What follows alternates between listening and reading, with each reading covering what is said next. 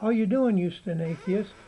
Uh, well, it's taken me a while to get back to you, and the reason is I really take this serious, and I appreciate so much the time you put in to your thoughtful response, and I respect you for that. And as I've mentioned in many of my videos, and I'll just repeat it again here, I am a high school dropout. I'm not claiming to have any super knowledge. But the one thing I do take to extremes is my research. And I'm good at research. Uh, Most of the items that I'll be presenting here today are, of course, not just from me, but they started out with a thought in my mind. And when I do research, I don't look at just one side. That would be poor research. I look at both sides of a subject, and then it's on me, and hopefully to use the mind I have, to come down with a decision that I can live with.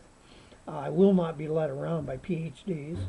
I like to look at them and see what they have to say and all their proofs and whatever it may be.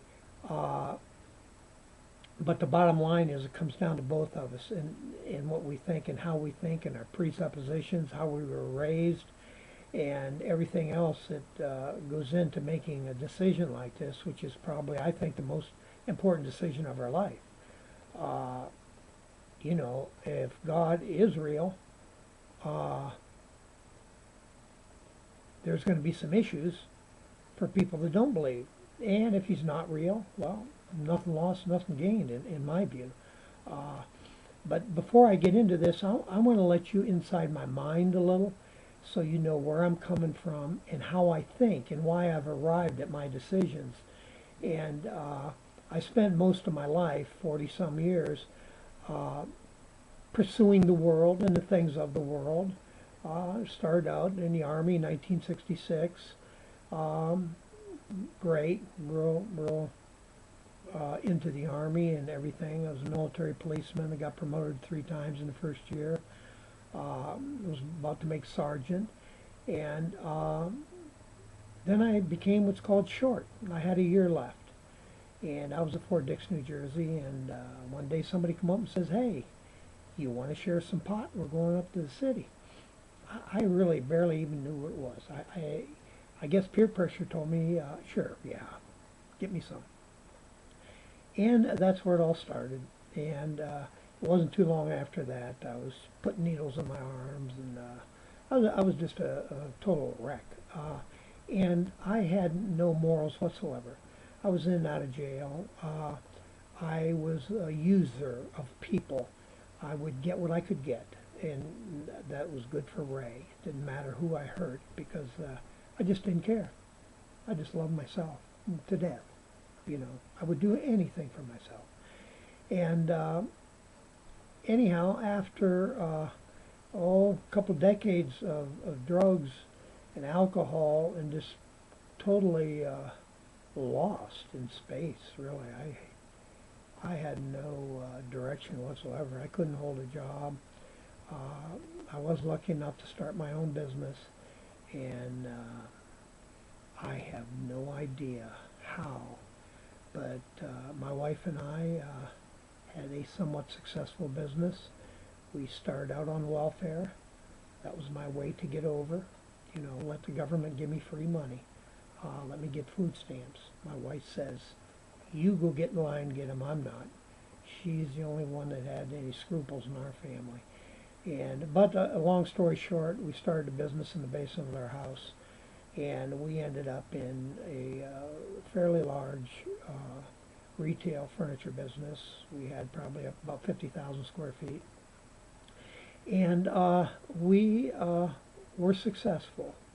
When you go from welfare to nothing, from nothing, and, ending up making, we were up into the $800,000 gross sales. I thought I was a millionaire. I thought I was Donald Trump or something. I mean, in reality, a long way to go. But from welfare to a 6-figure salary, personal salaries, was great. Buying new cars every year. We each got a new car every year. One year, I think I bought 2 for myself. but that's where I came from. And I would always, at least once a year, I was agnostic, I guess I was, I would go with my wife to a church event. Um, just to get her off my back, try to make her happy. Uh, and they rented a bus and went to see Billy Graham. And I thought, well, I've heard of him. I think he's an okay guy. Went down there, next thing I know, here I am up at the altar, making a salvation call. I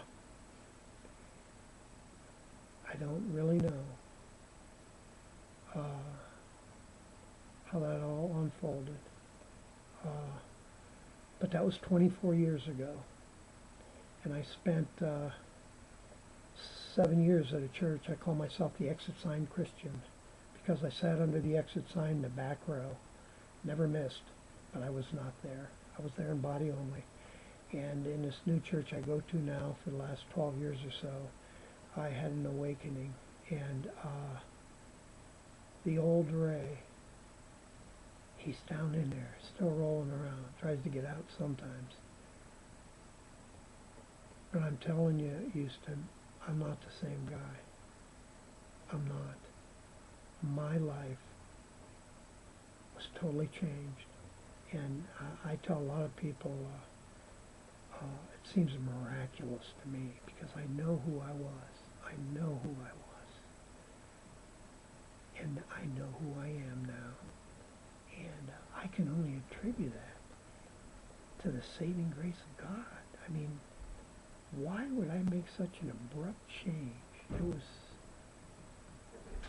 totally different. And so that's where I want you to know that I'm coming from. And personally, I looked into all the references you gave me. I spent many hours, and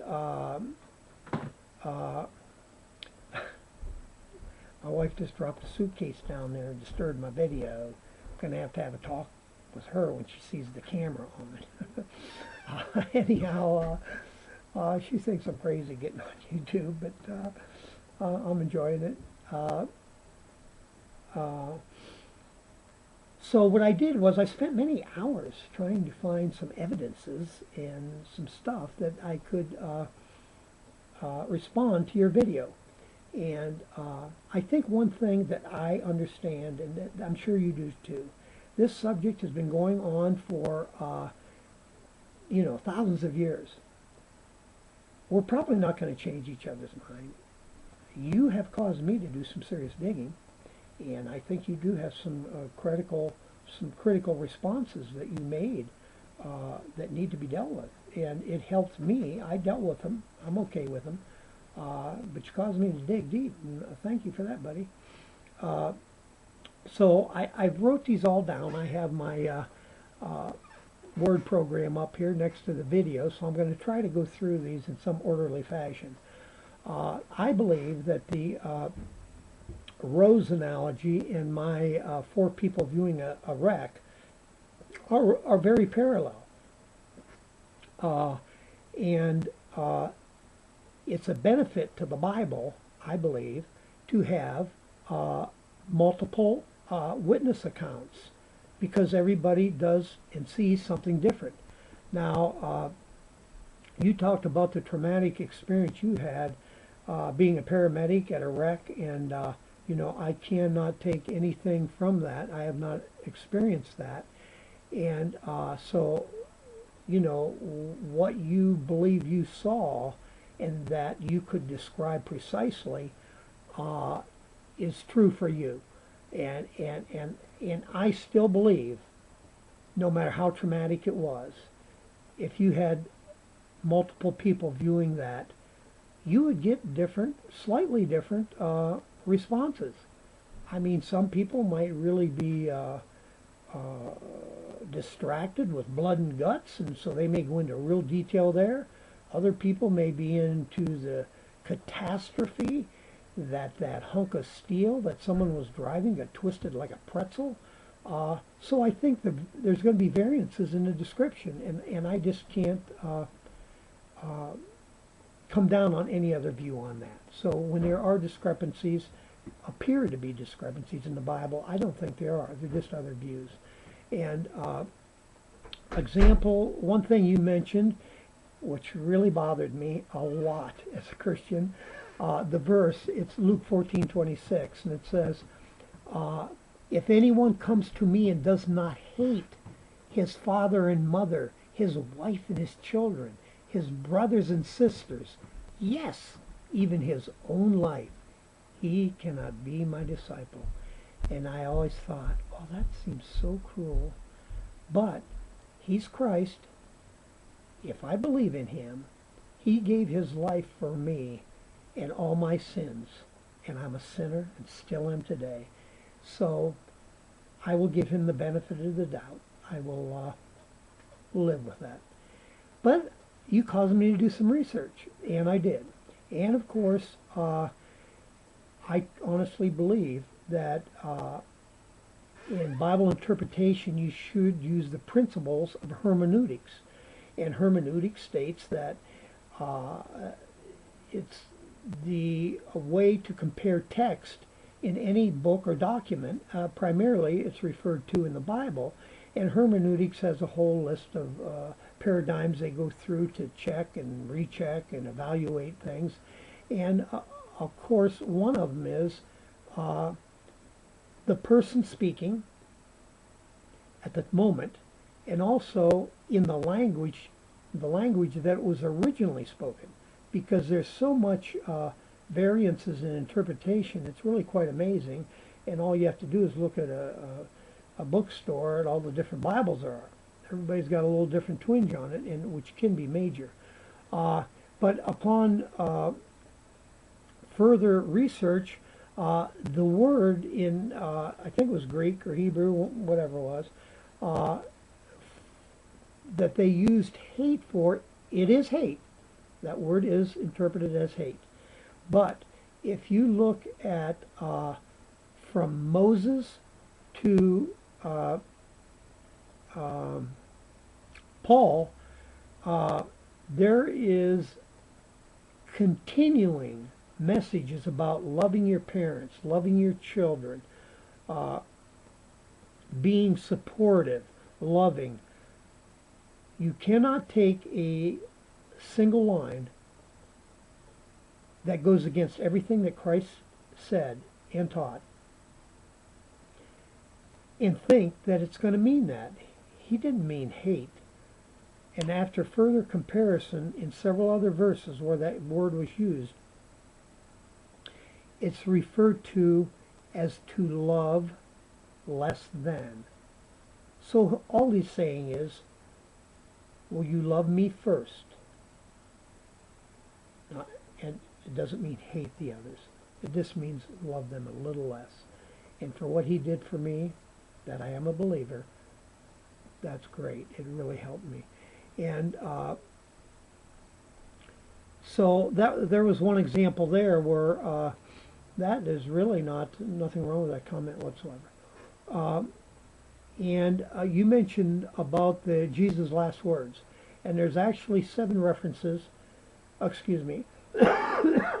I've had a terrible cold this week. I think the worst one of my life. Oh, by the way, I just noticed. I wanted to say this at the beginning, but I'm not going to redo this whole thing. I wanted to show you how serious I was. So I put my NRA hat on. And you know what that means, don't you? The National Religious Association. Yes, I'm bringing out all stops. All guns aboard ship are ready and active.